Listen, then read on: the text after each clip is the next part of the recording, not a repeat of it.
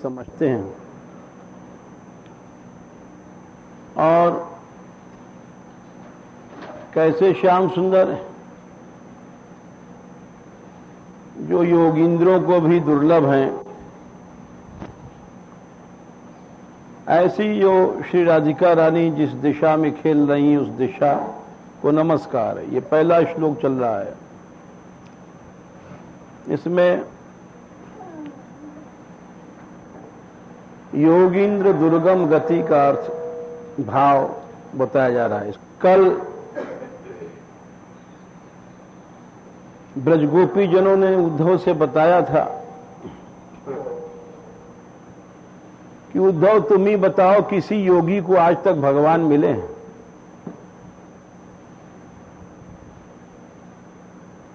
बड़ा विचित्र प्रश्न था। उद्धव गए थे ज्ञान योग सिखाने,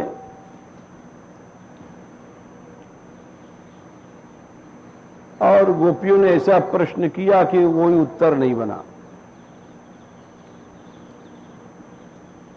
क्योंकि योगियों को इस तरह से कहां मिले, चाहे जैसे नचा लें चाहे जैसे गवा लें, ऐसा आज तक कोई भी योगी नहीं हुआ जिसके अधीन भगवान ऐसे वश में हो गए हों। और इसीलिए योगींद्र दुर्गम गति कहा गया। ये हम आपको बता रहे हैं क्योंकि ये वस्तु निर्देशात्मक मंगल की बात चल रही है। वस्तु निर्देशात्मक में अपने प्रतिपाद्य वस्तु को बताया जाता है। तो प्रतिपाद्य वस्तु इतनी बड़ी है श्री राधिका कि उनका नाम भी नहीं लिया गया, और ये बताया गया कि जिनको बड़े बड़े योगी राज लोग, योगींद्र लोग नहीं पा पाते, वे भी उनके अंचल की हवा से कृतार्थ होते हैं, तो वो इतनी बड़ी हैं। तो इस तरह से वस्तु निर्देश किया उन्होंने। अरे जब तुम श्री कृष्ण को ही नहीं पा सकते हो,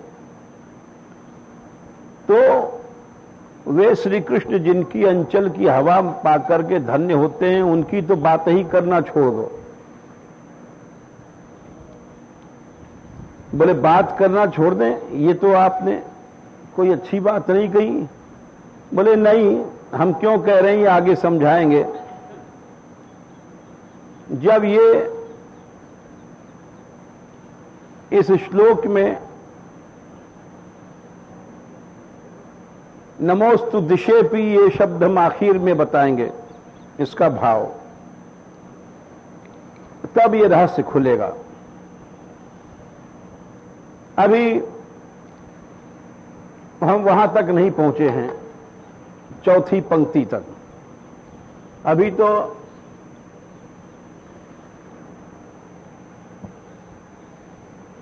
तीसरी पंक्ति में बता रहे हैं वहां के भाव।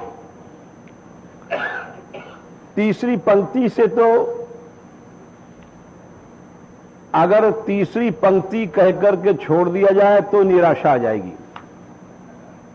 कि जब श्री जी इतनी दुर्लभ हैं, श्री कृष्ण के लिए दुर्लभ है, तो भैया हम लोगों को लिए, हम लोग तो फिर बात ही करना छोड़ दें। बोले क्यों? बोले कहें ब्रजवासी की धौन धौन के मोहरा कुह कुह के मरे जाएं बेचारे, पपैया की क्या चलाई। तो बोले जब तुम कहते हो कि श्री कृष्ण को ही दुर्लभ है वे, तो हम जैसे इनकी तो बातें ही करना छोड़ दो। बोले निराश मत हो, चौथी लाइन में हम बताएंगे उनसे मिलने को उपाय। अभी तो वो कितनी बड़ी हैं इसको समझो, वस्तु निर्देश हो रहा है। वस्तु निर्देश का मतलब हुआ कि उनका मिलना वो एक बहुत बड़ी बात है। आगे इसी बात को फिर कहेंगे, न देवैर ब्रह्माद्यैर न खलु हरि भक्तैर न सुहृदा दिभिर्यद वैराधा मधुपति रहस्यम सुविदितम तयोर्दासी भूत्वा तदुपचित केली रसमय दुरंता प्रत्याशा हर हर दृशोर गोचरयितुम। इसी बात को आगे भी कहेंगे कि राधा माधव के रहस्य को देवता नहीं जान पाया, ब्रह्मा शंकर भी नहीं जान पाए। ये अद्भुत रस की लीला, गुप्त निकुंज लीला है। और न खलु हरि भक्त ही, बड़े बड़े हरि भक्त आदि भी नहीं जान पाए, जब ब्रह्म शिवादि नहीं जान पाए। तो हमने दुरंता प्रत्याशा, हमारी बड़ी आशा लंबी है, दुरंत है, हमने धारण कर रखी है कि कभी श्री राधिका और श्री कृष्ण के दर्शन होंगे, उनका विहार मिलेगा। तो ऐसे उन्होंने भाव कई जगह लिखे हैं कि वो ऐसी हैं, दूरे सृष्ट्यादि वार्ता न कलयति मनांग नारदादीन स्वभक्तान श्रीदामाद्यैर सुहृद्भिर्न मिलति हरति स्नेह वृद्धिम स्वपित्रोः किंतु प्रेमैक सीमा मधुर रस सुधा सिंधु सारैरगाधाम श्रीराधामेव जानन मधुपतिरनिशम कुंज वीथीम उपास्ते। आगे इसी बात को कहते हैं कि स्वयं श्री कृष्ण श्री राधा रानी की उपासना करते हैं तो किस तरह से करते हैं। कुंज वीथीम उपासते, राधा माने ही होता है, दोनों कृष्णेन आराध्यते इति राधा और राधा कृष्णम आराध्यति इति राधा। जो कृष्ण की आराधना करती हैं और कृष्ण जिनकी आराधना करते हैं वे राधा। तो राधिका कृष्ण की आराधना करती है तो सबकी समझ में आ जाती है बात, क्योंकि जैसे श्री सीता जी राम की आराधना करती हैं, रुक्मिणी जी श्री कृष्ण की आराधना करती हैं, ये तो समझ में आ जाती है। परंतु कृष्ण राधिका की आराधना करते हैं, ये समझना बहुत कठिन है और रहस्यमय है। इसको समझना ये इतना कठिन है कि आप ये समझिए कि जब पूर्व अवतारों में, जैसे राम अवतार ले लीजिए, वनवास के प्रसंग में आगे आगे राम हैं, पीछे लक्ष्मण है, बीच में जनक नंदिनी जी है। और दोनों के बीच में उभय बीच सिय सोहत कैसे, ब्रह्म जीव विच माया जैसे। तो जब चल रहे हैं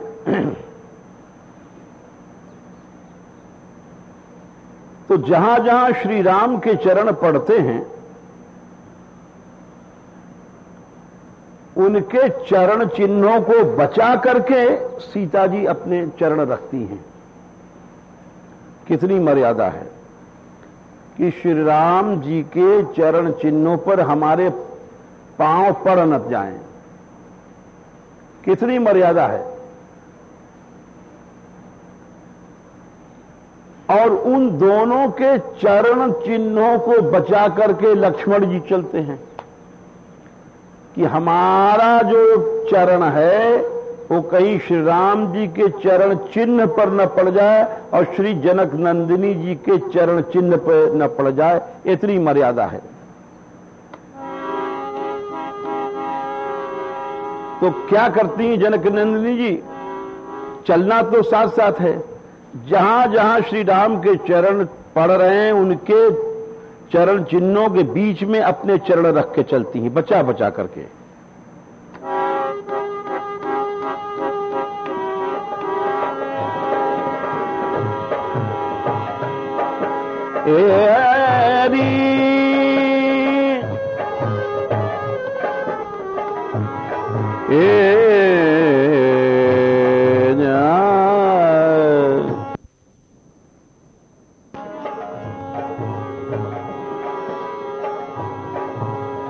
प्रभु पद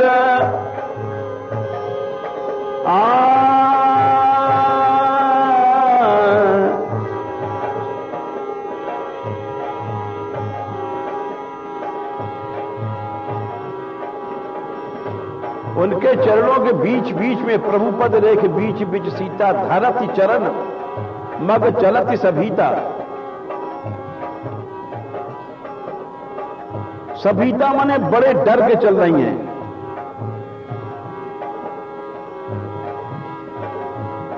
और श्री लक्ष्मण जी मगई चलत दाएं बाएं बोले सिए राम पद अंक बराए।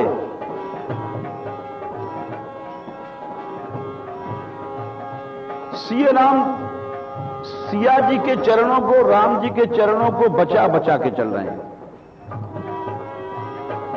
अब कैसी मर्यादा है?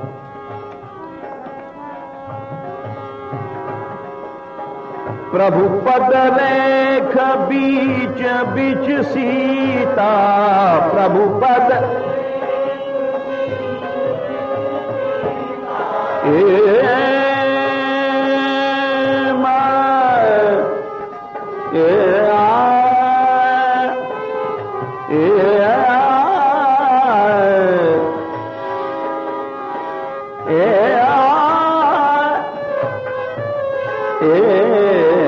प्रभु पद रेख बीच बीच सीता, प्रभु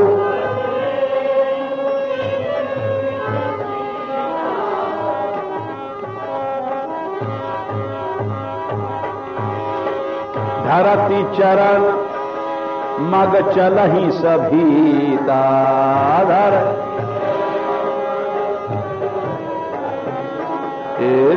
धरती चरण मग चलहि सभीता।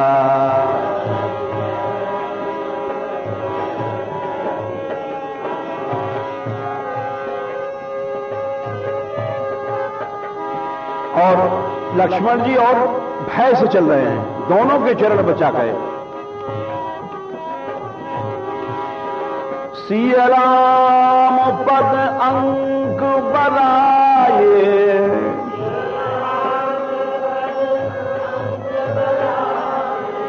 सिया राम पद अंक बराए।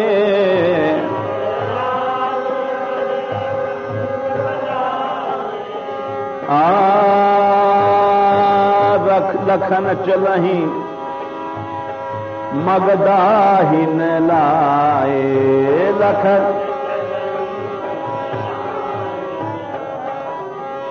लखन चलत मगदाहिन लाए।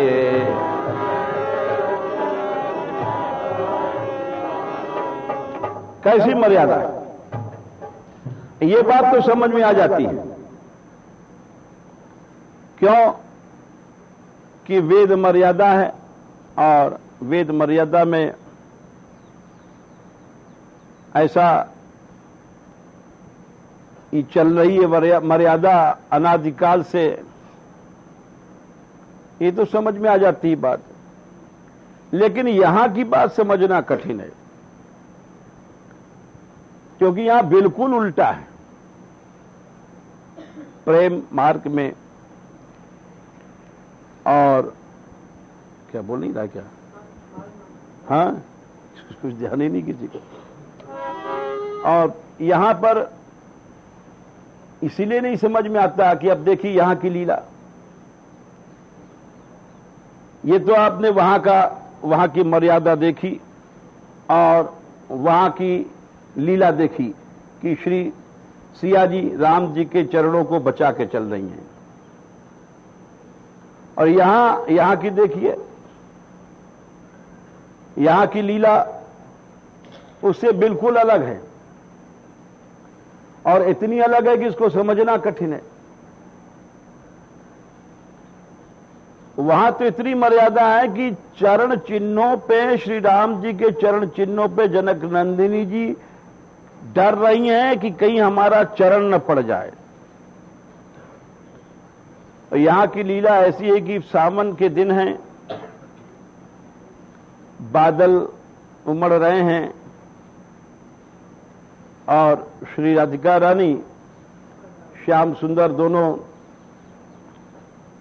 बैठे हैं कुंज में। तो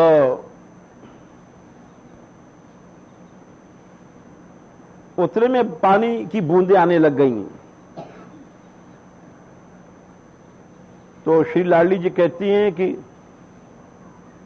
चलो चलो यहां कुंज से अपन भीजेंगे, किसी सघन कुंज में चलते हैं।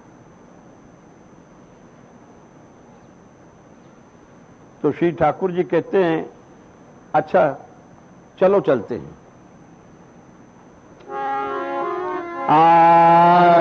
बेगी चलो बूंद लगे तन कांपे, बेगी चलो बेगी चलो बूंद लगे तन कांपे।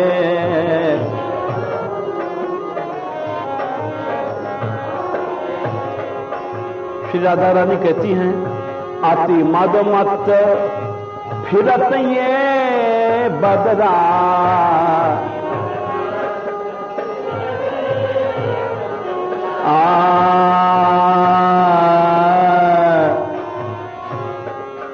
ये पागल हाथी की तरह बादल चले आ रहे हैं। क्या उपमा है? आसमान में बादल ऐसे आ रहे हैं जैसे हाथी टोल कटोल भागे आ रहे हैं, पागल हो गए हैं। और जैसे महावत होता है वो हाथी के मस्तक पर अंकुश मारता है, वैसे मरुत माने हवा रूपी महावत इनको इनके सिर पर अंकुश मार रहा है। और ऐसी जोर से अंकुश मारता है कि चिघाड़ते में हाथी चले आ रहे हैं। अब बादल गरजते चले आ रहे हैं, बोले हाथी चिघाड़ते चले आ रहे हैं। और बादल इनको इस तरह से अंकुश लगा रहा है कि जोर जोर से चिघाड़ रहे हैं हाथी, पागल हाथी। अति मदमत फिरत ये बदरा की मद,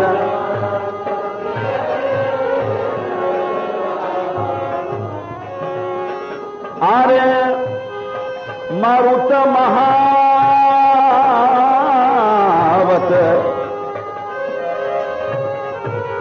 मरुत महावत चापे चापे मरुत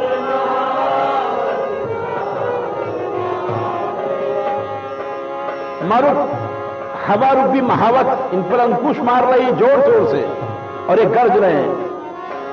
मरुत महावत चापे चापे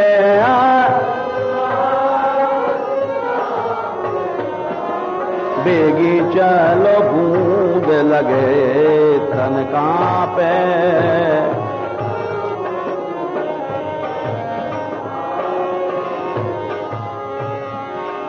श्याम सुंदर ने उनको बचाने के लिए अपना पीतांबर उड़ाया। भर लई अंक भीजती दुल्हन भर लैया, पीतांबर तन ढापे।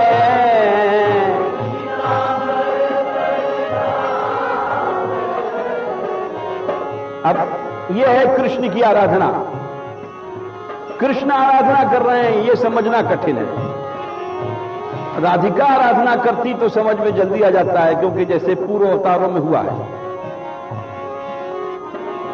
श्याम सुंदर कहते हैं कि किशोरी जिसे कि आपका ऊपर का पानी तो हमने रोक लिया पीतांबर से, लेकिन नीचे जो कुछ बूंदें पड़ी हैं वहां फिसलने का डर है। तो बोले फिर क्या करें? बोले ऐसा करो, हम चले पहले आगे पांव रखेंगे और फिर हम जहां रख दें वहीं आप पांव रख करके हमारे पांव के ऊपर पांव रखती चले आओ। या की ये मर्यादा है। वो मर्यादा तो समझ में आ गई थी जब सिया जी ने सोचा कि राम जी के चरण चिन्ह पर हमारे पांव ना पड़ जाए, लेकिन यहां बोले जानबूझ कर रखना है वहीं पर पांव। एकदम उल्टा, ये समझ में नहीं आती। और प्रेम में हर बात उल्टी है। वृंदावन हित रूप स्वामिनी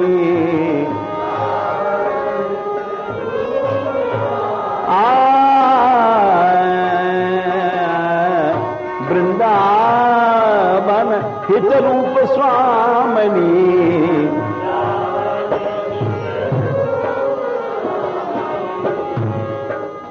नाप नाप के श्री जी वहीं पांव रख रही है जहां श्याम सुंदर के चरण हैं। पिया पग पग मगना पे पिया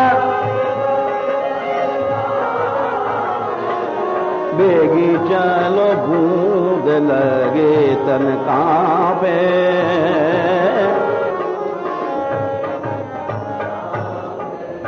तो ये समझ में नहीं आती, क्योंकि ये बिल्कुल प्रेम राज्य में कोई सभी विधियां उलट जाती हैं। और इसीलिए यहां जब कृष्ण आराधना करते हैं राधिका की तो समझना कठिन हो जाता है। और समझता वही है जिसके ऊपर श्री राधिका की कृपा है। ऐसा नहीं है कि समझता नहीं है। जो निर्मल प्रेमी रूपी हंस हैं वो इस मोती को चुगते हैं। हम जैसे कौवे तो फिर कांव ही कांव करते हैं। कौवा कैसे हंस की गति को पा सकता है? कौवा हंस की गति नहीं पा सकता, प्रेमी हंस होते हैं। इसीलिए कहा गया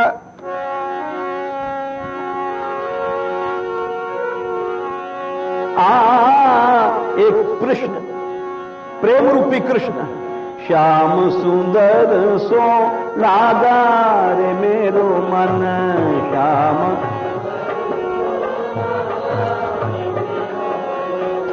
लास मध्यम सा है, लागा रे मेरो मन, लागा रे मेरो मन,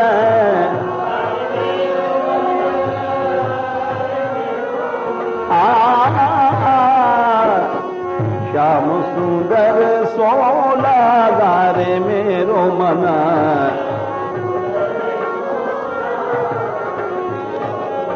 ये प्रेम की बातें हैं। बोले कौवे नहीं समझ सकते हंस की बोली को। वो हंस की बोली हंस ही समझता है, वो मोती चुभता है। कौवा तो इस बात को समझ ही नहीं सकता है। हंस की बोली हंसाई जाने,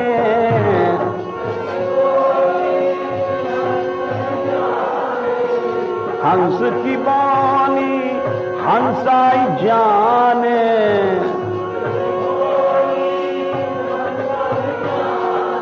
और जान सके नहीं कागार मेरो मन,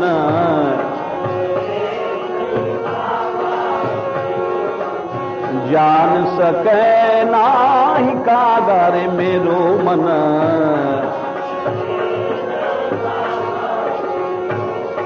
अरे भाई ये पारस पत्थर है, ये प्रेम पारस पत्थर है जिसके अधीन प्रभु नाचा करते हैं।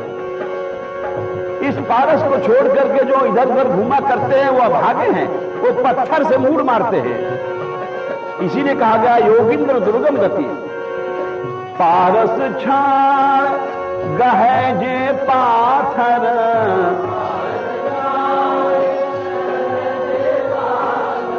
ये प्रेम पारस है, ये पारस है, जीव को लोहा से सूरा बना देता है। पारस जग छाण गहे जे पाथर।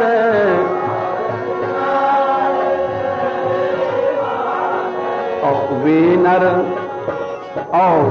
नर महाअभागा रे मेरो मन। वे नर महा लागा रे मेरो मन, लागा रे मेरो मन।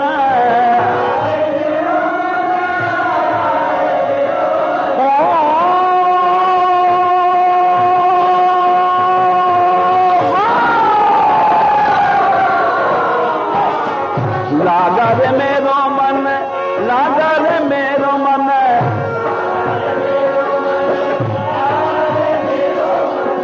श्याम सुंदर सोलागा रे मेरो मन। श्याम सुंदर, श्याम सुंदर सोलागा रे मेरो मन।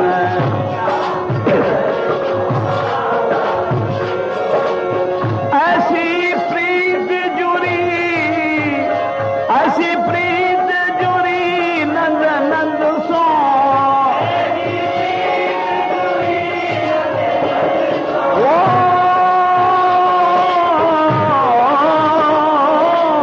प्रभु में प्रेम ये सबसे बड़ा योग है, इससे बड़ा कुछ नहीं है। जिसका प्रेम है युगल चरणों में, वो सबसे बड़ा हंस है, सबसे बड़ा योगी है। ऐसी प्रीत जुड़ी नद नद सोए।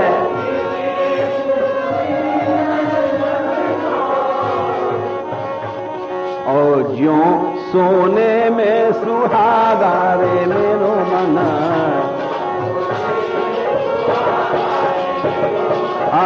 ज्यों सोने में सुहागा रे मेरो मन।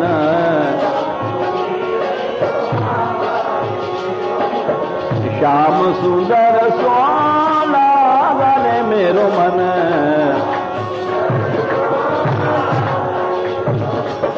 तो ये बात है कि ऐसी जो ये प्रेम की बातें हैं वो हंस ही समझते हैं, और भैया वो कौवा नहीं समझ सकता है।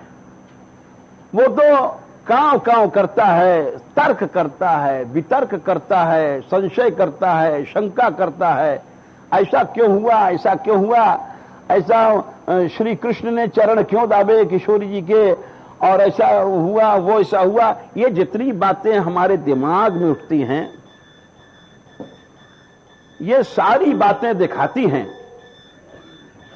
ये दिखाती हैं कि हम कौवा हैं।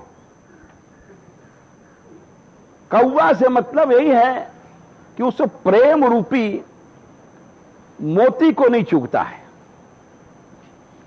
और वो केवल कांव कांव किया करता है, तर्क वितर्क कुतर्क करता है।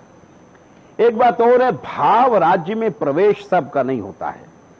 आप निश्चय समझ लीजिए, साधन मनुष्य ऊपर से 1000 कर सकता है, पाठ कर लेगा, ये कर लेगा, कीर्तन कर लेगा, जप कर लेगा, लेकिन वास्तव में प्रेम मार्ग के हृदय, प्रेम पथ पर हृदय का प्रवेश होना, प्रेम तो दूसरी बात है, भाव राज्य में भी प्रवेश होना बहुत कृपा कर दे प्रभु, तो नहीं तो असंभव है। क्योंकि भाव राज्य में आगे हम ये बात खोलेंगे, क्योंकि अभी तो ये रस का विषय चला है। भाव क्या है, भाव राज्य में चित्त का प्रवेश कैसे होता है, भाव कैसे प्रेम बनता है, किस स्थिति पर प्रेम बनता है, भाव राज्य में क्या क्या बाधाएं आती हैं, ये सब एक साधन के विषय जो धीरे धीरे कहते जाएंगे। एक दिन में तो कोई विषय हो ही नहीं सकता है, लेकिन यही समझ लो कि ये तो परम प्रेममय योग है, और इस पथ पर चलना बड़ा असंभव है। और इतना असंभव है, ये जो किंतु परंतु तर्क वितर्क कुतर्क होते रहते हैं, क्या है? अच्छा प्रश्न, अच्छा एक छोटा सा प्रश्न बता देते हैं पहले। अच्छा, किसी ने, हम तो नहीं जानते, कागज दिया था किसी ब्रजवासिनी ने, कोई कहीं ऊंचे गांव डभारा एक ही बात है, तो परसों दिया था, उस प्रश्न पूछा गया था, तो परसों नहीं आई थी, आज ये बता रहे हैं, जानते हैं लोग कि आज वो आ गई है, तो सुन लें अपना उत्तर। अच्छा अच्छा, राधे राधे। हाँ। तो प्रश्न ये था कि वो ठाकुर जी की सेवा करती है, महात्मा ने मना किया कि तुम स्त्री हो और तुम्हारा कोई सेवा में अधिकार नहीं है, कि ठाकुर जी को ले जाओ पधराया हो, तो उसके मन में शंका हो गई। तो पहली बात तो यह है, एक छोटी सी हम कथा सुना देते हैं, उसी में उत्तर मिल जाएगा, सच्ची घटना है, उससे भी नहीं उत्तर मिलेगा तो और समझा देंगे। करमैती बाई का नाम सबने सुना होगा, हम समझते हैं कि शायद कोई ने, सबने सुना होगा। तो भैया करमाबाई जाट की, तो वो बेचारी बुढ़िया थी, और बुढ़िया थी, एक तो जवानी में तो सब कर्म अच्छी तरह हो जाते हैं, नहाना धोना, चौका चूल्हा। बुढ़ापे में तो भैया उठना बैठना ही भारी पड़ जाता है। हम तो देखते हैं बुढ़ों को, अपने माता जी को देखते हैं कि उठना ही बैठना उनको भारी है, रजाई ओढ़ना ही भारी है। बुढ़ापा ऐसी चीज होती है। 4 सेवक थे गोवर्धन में पंडित जी के, लेकिन फिर भी रात को लुढ़क गए, किसी समय नींद लग गई, सेवक जागते रहते थे 4 सेवक, और उनको चोट लग गई। बुढ़ापा ऐसी चीज होती, करवट बदलना भी मुश्किल है। ऐसी स्थिति हो गई थी कि करवट भी कोई बदला दे तो करवट, जैसे बच्चा पैदा होता है तो कई महीने तक करवट नहीं बदलता, वही स्थिति हो जाती है। बच्चा पैदा होता है तो एक भी दांत नहीं रहता है, तो बुढ़ापे में सब बेदांती हो जाते हैं। नकली लगवा लो दूसरी बात है, लेकिन सब दांत चले जाते हैं। बुढ़ापे, बच्चा पैदा होता है चल नहीं पाता, तो बुढ़ापे में भी वही स्थिति हो जाती है। हम तो रोज कहते हैं, जब ऊपर से यहां कीर्तन को रात चढ़ते हैं लोगों से 10 बजे के आसपास, कि देखो भैया चढ़ रहे हैं मानगढ़, अभी तो है, एक समय ऐसा आ जाएगा जबकि ये चढ़ना मुश्किल हो जाएगा। वो सबके लिए आता है बुढ़ापा। तो कर्माबाई बुढ़िया थी, और कुछ उससे आचार विचार होता नहीं था, तो वो ठाकुर जी को सवेरे सवेरे उठ करके बिना नहाए बिना धोए एक हांडी थी,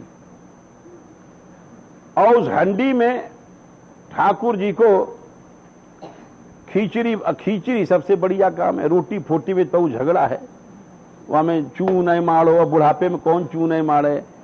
अब वहां खींचड़ी में तो दार चावल छोड़े और चढ़ा दियो, और है गो अपना सिद्ध है गो, भोग लगा दियो। तो सवेरे उठ करके सबसे सौदा काम खींचड़ी का, ज्यादा मेहनत नहीं होती, रोटी पानी में मेहनत होती है, ये सब जानते हैं। और बुढ़िया सवेरे उठ करके बिना नहाए धोए और रख देती थी, और खिचड़ी जब बन जाती थी, वो प्रेम उसके हृदय में था, और प्रेम से ही तो, प्रेम वाला ही तो सेवा करेगा, नास्तिक तो सेवा करेगा नहीं। पहली बात तो ये सेवा जो भी करेगा उसके हृदय में प्रेम होगा, बिना प्रेम वाला सेवा कर ही नहीं सकता है। चाहे वो कितना पढ़ ले, शास्त्र पढ़ ले, चाहे वेद पढ़ ले, चाहे लवेद पढ़ ले, चाहे विरक्त राज हो जाए, सेवा तो जिसके हृदय में प्रेम है वही करता है,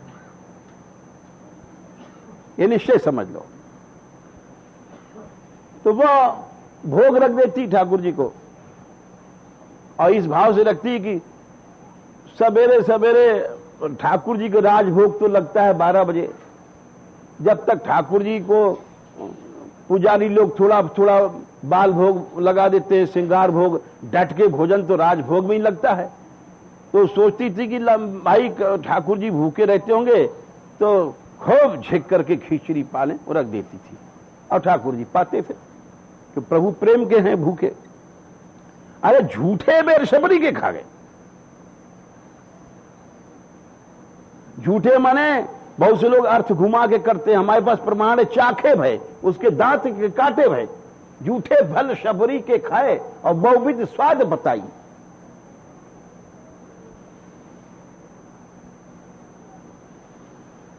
वहां क्या झूठा साचा मर्यादा। ये तो बस वही बात है कि कौवा, हमारे जैसे कौवा उस हंस की बात को नहीं समझ पाते हैं, क्यों है कौवा। अब वो कैसे समझेंगे कि राम जी ने झूठे खाए थे, ये नहीं, हमारी बुद्धि में नहीं आ सकता है, क्योंकि हम कौवा हैं। ये तो हंस लोग विश्वास करते हैं झूठे फल शबरी खाए। तो वो ठाकुर जी पाते थे, जगन्नाथ जी सब भोज सब छोड़ करके वहां पाते थे। अब एक कोई संत पहुंच गए, वो कर्मकांडी भी थे, आचार विचार वाले, उन्होंने देखा, रात को पहुंच गए, वहां रुके। भक्त थी, कोई भी आ जाओ संतों से प्यार करेगी, जो भी भक्त होगी। उन्होंने अपना फिर वही तर्क वितर्क लगा दिया। बोले अरे तू तो बड़ा पाप करती बुढ़िया, तेने तो जन्म भर पाप किया। बोले महाराज हमने क्या पाप किया? अरे पहले तो सेवा करती है। तो महाराज ये पाप है। बोले अच्छा, और फिर उसके बाद नहाती धोती नहीं है। अच्छा ये पाप है। हाँ, और फिर हाड़ी भी बनाती है, हाड़ी को नहीं धोती है। बोले अच्छा, चौका चूल्हा नहीं करती है। अब उन्होंने बहुत से आडंबर बताए। तो बोली महाराज मैं सेवा तो छोड़ नहीं सकूं, कुछ ऐसो बता दो। बोले अच्छा एक काम कर, नहा, धोती धोई वही धोती पहन, सब मांझ धो, हाड़ी ला, अच्छी तरह को सुखा, और ऐसे ऐसे करके लगा भोग। अब वो बेचारी बुढ़िया उसी सवेरे से उसको करते करते नहाते धोते, अब बुढ़ापे में शरीर तो चलता ही नहीं, हमने पहले ही कहा। और धोती और धोबी भाई पहनने वनने में वो सब उसको हो गया 12 बज गए। अब उतने में तो ठाकुर जी वहां भूखे सवेरे, तो ठाकुर जी को खींचने की आदत पड़े। अब खींचड़ी सवेरे से देख रहे हैं, आज बुढ़िया ने मैया ने खींचड़ी नहीं रखी, आज खींचड़ी, वो तो देख रहे हैं खींचड़ी आवेगी खींचड़ी आवेगी, वहां न खींचड़ी न खाचरा। बहुत दोपहर हो गई, तब जाके उसने बेचारी ने करीब 2 बजे का अंदाज रखा। तो ठीक वही राजभोग का उनका टाइम था जगन्नाथ जी का। वो खींचड़ी जब पाने बैठे यहां, तो वहां भोग उसरने का टाइम आया, सो खींचड़ी लेकर के अपने पटका में और खाते भागे भागे ठाकुर जी वहां, और वहां तमाम खींचड़ी फैल रही है सिंहासन पर। जब पुजारी ने भोग उसारा तो देखा तमाम खींचड़ी। सोचता है पुजारी खींचड़ी बिचड़ी तो हमने लगाई नहीं, और लगावेगा भी पुजारी तो एक पात्र में कायदे से, ये फैल रही है कैसे। तो जब राजा को अनुभव होता था, निवेदन किया राजा से, तो उन्होंने पूछा राजा साहब ने कि महाराज ये क्या चक्कर है? बोले अरे चक्कर क्या, हम सवेरे से भूखे मर गए। बोले क्यों? बोले बेचारी भूख लगाती थी, भोग लगाती थी सवेरे भोर में खिचड़ी। अब आज हम वहां जाके बैठे, जैसे पंगत में हमारे जैसे पहले जाके साधु बैठ जाते हैं, 12 बजे पंगत होगी, बोले चलो वहीं माला करेंगे, 8 बजे से जाके बैठ जाएंगे। तो वैसे ठाकुर जी भी और प्रेम की बात है, वहां जाके वो पहले ही से बैठ गए। बोले हम तो वहां बैठे बैठे वो 2 बज गए, जब भोग रखे हो बुढ़िया ने, और जब तक यहां तुम्हें घंटी बज गई तो मैं क्या करूं, खा नहीं पाऊं। अरे बोले महाराज ऐसा क्यों? बोले हाँ, उससे जाके कहो उस संत से कि मैं बहुत रुष्ट हूं और ऐसा अपराध नहीं करना चाहिए उसको। तो राजा साहब गए वहां, पता लगाया कौन संत भगवान थे, और उन्होंने कहा कि अरे तुमने तो प्रभु को भूखे मार दिया, तुमने क्या सिखाया?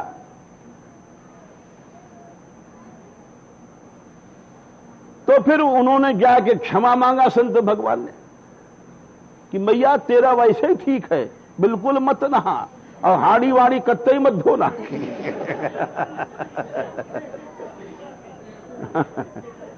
तेरा वही कर्मकांड सही है, ना तो कभी नहाना धोना, ना कभी धोती बदलना और न कभी हाड़ी वाड़ी धोना। तू तो जैसे सवेरे करती थी वही हाड़ी में तपा करके और जल्दी से भोग रख दिया कर। तो अब ये हमने कथा सुनाई, इसमें उत्तर स्वयं मिल जाता है। जो समझदार होगा वो समझ लेगा। मीरा सेवा करती थी गिरधारी लाल की, और हमारे जैसे 100 जन्म तक घंटी हिलावें तो कुछ नहीं होगा। और गिरधारी लाल उनके साथ नाचते थे उस मूर्ति से निकल करके साक्षात।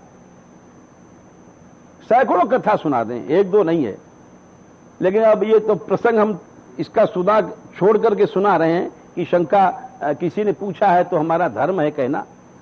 देखो जैसे मीरा जी गिरधारी की सेवा करती थी, गिरधारी लाल, तो साक्षात ठाकुर जी उस मूर्ति से निकल करके और मीरा जी के साथ खेलते नाचते गाते। यह है सेवा का फल, प्रेम होना चाहिए। तो राजा ने पहरा लगा रखा था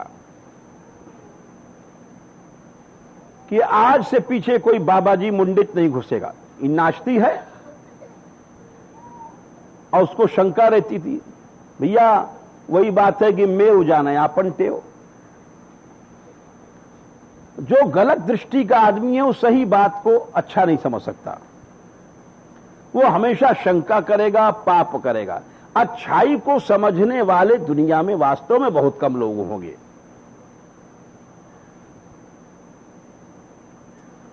तो किसी ने कहा, पहरेदारों ने राजा से कि महाराज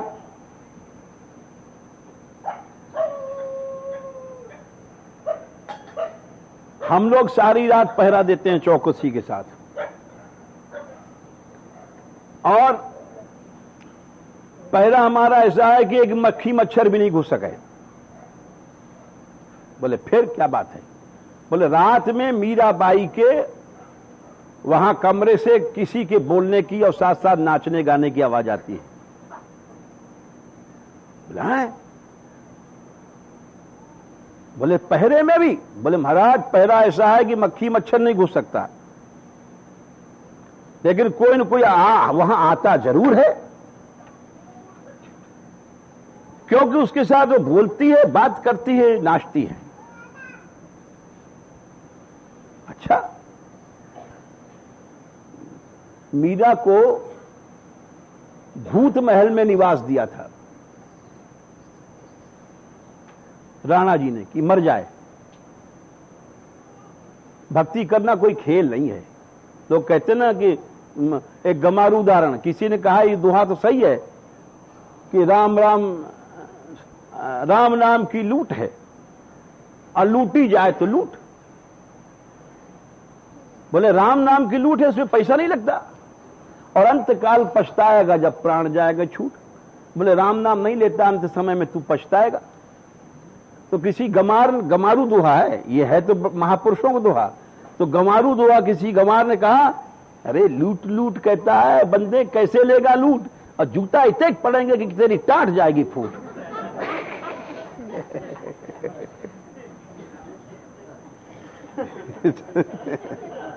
ये बात सही है। और गलत मानो तो देख लो मीरा को कितनी मुसीबत उठानी पड़ी। बोले नाचती है, गाती है, रंडी है, बदमाश है, ये है वो है। तो बोले जूता इतने पड़ेंगे तेरी टाट जाएगी फूट, कैसे लूट लेगा तू। विघ्न आती, बाधा आती है। तो वही बात थी। राणा जी ने कहा, अच्छा जिस समय आवाज आए किसी आदमी की या नाचने गाने की, हमको खबर करो। जा करके और ठीक मध्य रात्रि के समय मीराबाई उस हवेली में रखी गई जहां भूत रहते थे। ये जितने राजा मरते थे भूत ही बनते थे। क्यों? ये धर्मात्मा तो होते नहीं है। ये पैसा इनके पास रहता है, 50-50 रानियां हैं, एक एक के भोग रहे हैं, मौज में शराब पी रहे हैं, मस्त पड़े हैं। पाप करोगे तो मरोगे, भूत ही तो बनोगे, और कहां करोगे। ये सब भूत बनते थे। तो उस महल का नाम था भूत महल। वहां कोई सोवे तो खत्म हो जाता था, भूत लोग चढ़ जाते थे। और जानबूझ करके मीरा को वहां रखा गया कि ये सुसरी ऐसे ही मर जाएगी। लेकिन वो तो बात है, भक्त की बात कौन। वो तो जिस समय मीरा जी ने वहां पांव रखा, सब भूतों का कल्याण हो गया। एक प्रेम योग है, भगवान का प्रेमी सबसे बड़ा होता है। तो जब उन्होंने कहा कि रात को वहां आवाज आती है, तो ठीक 12 बजे जब वो आहट ले रहे बहुत से सिपाही दूर महल के बाहर, जब नाचने की छुन छुन छुन आवाज आई, धक दौड़े राणा साहब पास। बोले राणा साहब, हाँ राणा साहब, अब आ गया है कोई भीतर। बोले अच्छा अभी चलते हैं। तलवार लिया हाथ में नंगी खोल करके और गया महल के भीतर, घुसता चला गया।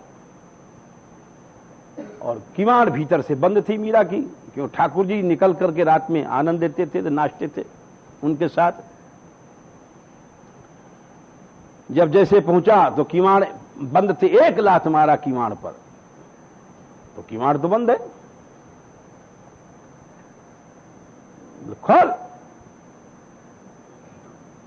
मीरा भाव में डूबी थी, ऐसा थोड़ी कोई डर गई हैं। जो प्रेम में डूबा रहता है वो बाहर की बात जल्दी नहीं सुनता है, वो तो अपने भीतर डूब गया है। एक बार, 2 बार, 3 बार आवाज दिया। मीरा तो अपने ध्यान में मस्त थी, ठाकुर जी के प्रेम में। जोर से गुस्से में एक लात मारा, खोलती जगह भी तोड़ते हैं। जब जोर से मारा लात, तब मीरा का ध्यान टूटा। तो सोची कि है कोई जने आ गया है क्या। जब तक फिर आवाज दिया, खोल।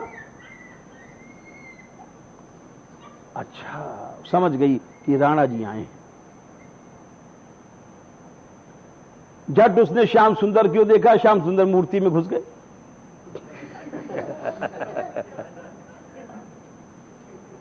वो तो उसी में से निकलते थे, उसी में से। अगर तुम्हारा भाव है जैसे प्रहलाद के लिए पत्थर में से नरसिंह भगवान प्रकट हो गए थे, और हमारे तुम्हारे लिए मूड़े मारे सारे को, कुछ नहीं होना है। कहा निकले गुआ में थे। प्रहलाद के लिए तो वैसे निकल आए। अब जब घुस गए तो किवाड़ खोला। जब किवाड़ खोला तो नंगी तलवार लेकर के देखा तो कमरे में कोई नहीं है। ऊपर देखा, नीचे देखा, सिंहासन के नीचे देखा, सब देख डाला। ठाकुर जी के श्रृंगार के अक्सा बक्सा सब उल्ट पुलट के देख लिए। अब देखते रहो। हाँ, वो तो गए खिलाड़ी। तो अब गुस्से में पूछा कि कोई था यहां। तो मीरा ने इशारा कर दिया ठाकुर जी की ओर। सच बात है, यही सरकार आए थे। तो ठाकुर जी को जो उसने गुस्से से देखा, तो ठाकुर जी की आंखें काल रूप दिखाई पड़ी। वो तो भैया उनको तो अनेक रूप है उनके भगवान के।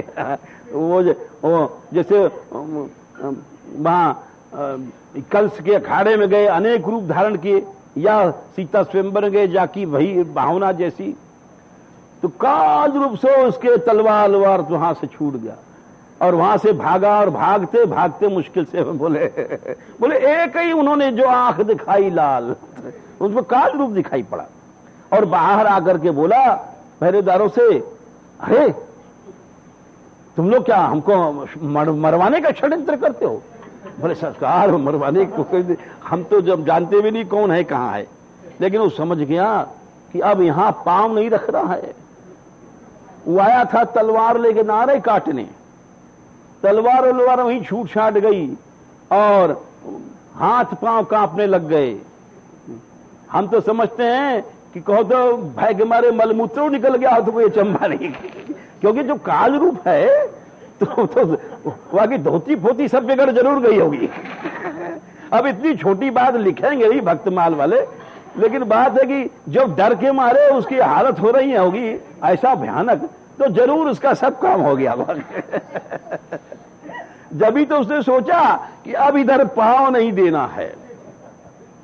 तो अब देखो मीराबाई को देखो, करमैती बाई को देखो, जितनी ब्रज गोपी कात्यायनी व्रत करती थी यहां चीर घाट पर, सब भागवत में प्रमाण है। ले हमें कहा तुमको पढ़ के सुना दें जिसमें कि शंका नहीं होनी चाहिए। चंद्रहास जी अपने मुंह में रखते थे ठाकुर जी को, और गाल के भीतर जहां तुम कहोगे जूठा हो जाता है, और ये देख लो, हेमंते प्रथमे मासी नंद ब्रज कुमारिका चेरूर हविष्यम। जो लोग संस्कृत समझते हैं समझ सकते हैं, वैसे हम अर्थ बता देंगे। भुंजाना कात्यायन अर्चन व्रतम आप्लुत्यंभस्य कालिंद्या जलांते चोदिते ऋणे कृत्वा प्रतिकृतिम। प्रतिकृतिम माने मूर्ति बना करके देवीम आनर्चुर नृपसैकतिम, देवी की पूजा करती थी। गंधैर माल्यई, गंध माल सुरभि सुगंधि के साथ, बलिभीर धूप दीपक के साथ, उच्चावचयी उपहार बड़े बड़े उपहार के साथ, प्रबाल फल तंडुल भोग के साथ, और प्रणाम करती थी, स्तुति करती थी। तो जितने प्रमाण कहो उतने प्रमाण बता दे। इसलिए बात यह है, रानी रत्नावती का ले लो, वो भी भक्तमाल में आती ही कथा, नित्य सेवा करती थी, पूजा करती थी, और सिंह छोड़ा गया। बड़ी लंबी कथा है, फिर कभी सुना देंगे। हजारों प्रमाण हैं, एक दो नहीं है।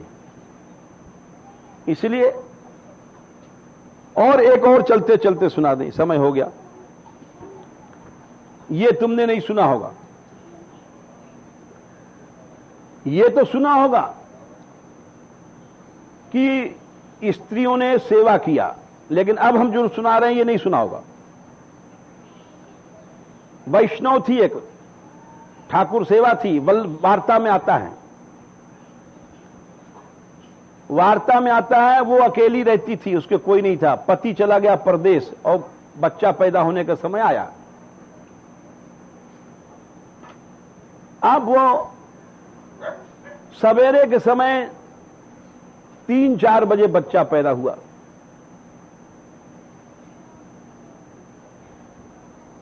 अकेली अपने घर में अकेली थी, कोई नहीं था, गरीब थी। ऐसे ऐसे लोग होते हैं दुनिया में। अब वो रो रही है। क्यों रो रही है? इसलिए नहीं रो रही है कि हमारे आज कोई सेवा करने वाला नहीं, जापो करने वाला नहीं, ये सब नहीं है। वो क्यों रो रही है हम तुम समझ नहीं सकते, क्योंकि हम तो कौवा हैं। कौवा कैसे समझेगा हंस की बात?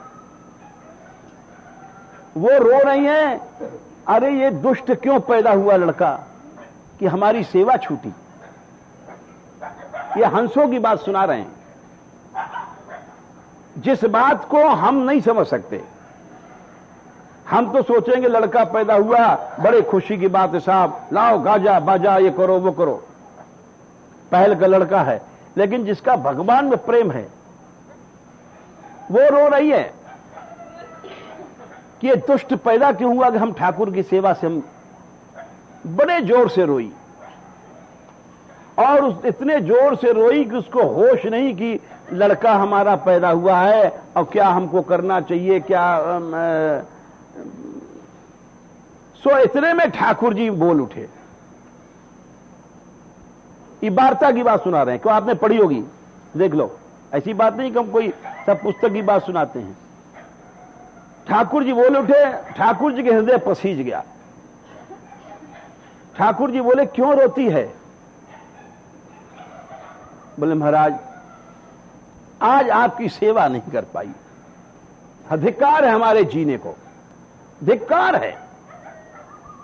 अरे जिसने सेवा नहीं किया वो स्त्री हो पुरुष हो, वो बाबा जी हो आबा जी हो, सबको धिक्कार है। जिसने सेवा नहीं किया, सेवा के बिना प्रेम नहीं है। देखो महात्माओं ने क्या कहा है,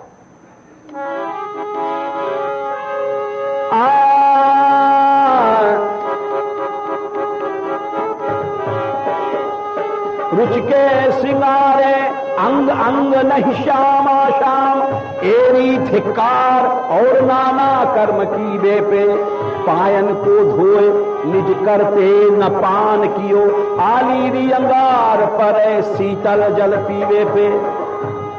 आग दे दो उन हाथों में जे प्रभु का चरण नहीं धोया, से नहीं वृंदावन कुंजन लतान करे, गाज पर और फुलवारी सुख लीवे पे।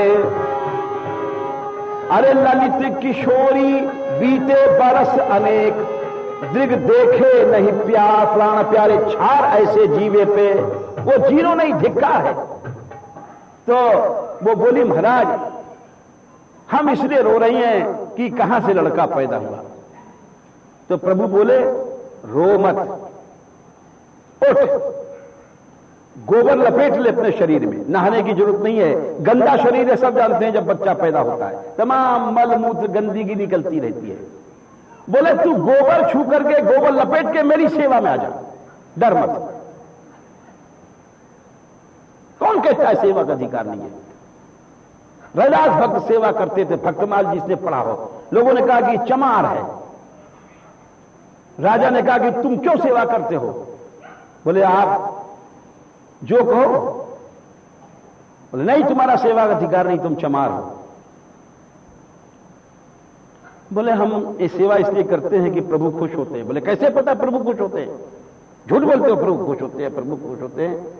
जात का चमार और बन गया पुजारी साहब, सेवा करने लग गया और कहता है प्रभु खुश होते हैं। बोले कैसे पता चले कि प्रभु खुश होते हैं?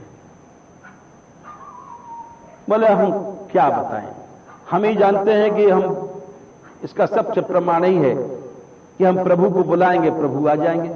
अगर प्रभु हमारे हैं तो सभा जोड़ी गई और बड़े बड़े वहां विद्वान और ब्राह्मण और पंडित और महात्मा लोग आए, सब ने बुलाया प्रभु को, आओ आओ, नहीं आए। और जब रैदास जी खड़े भये, उन्होंने एक पद गाया, प्रभु आओ, सब कुछ छोड़ करके प्रभु आकाश पे उड़ करके सिंहासन समेत उनकी गोद में जाके बैठ गए। अब कितने तुमको प्रमाण दें?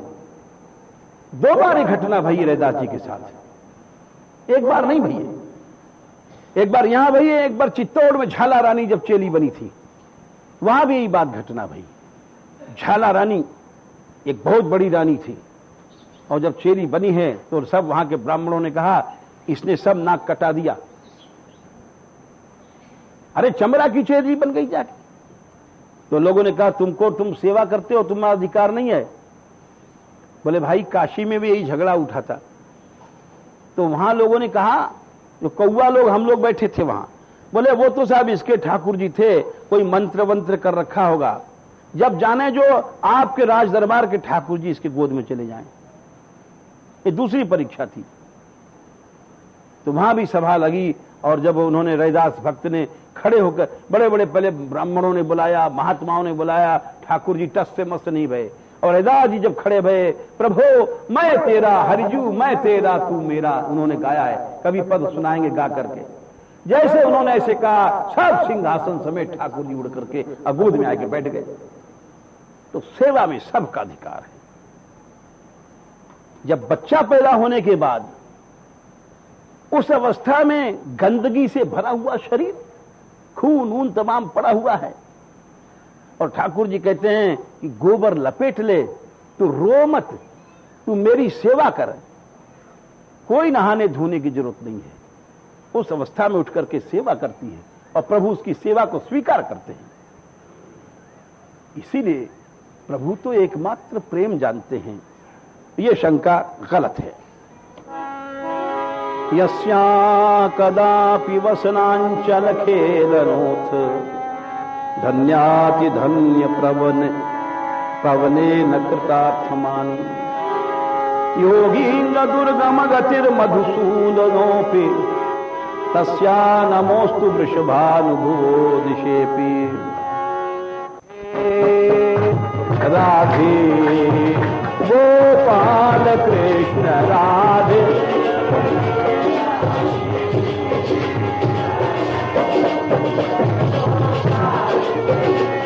राधे राधे राधे।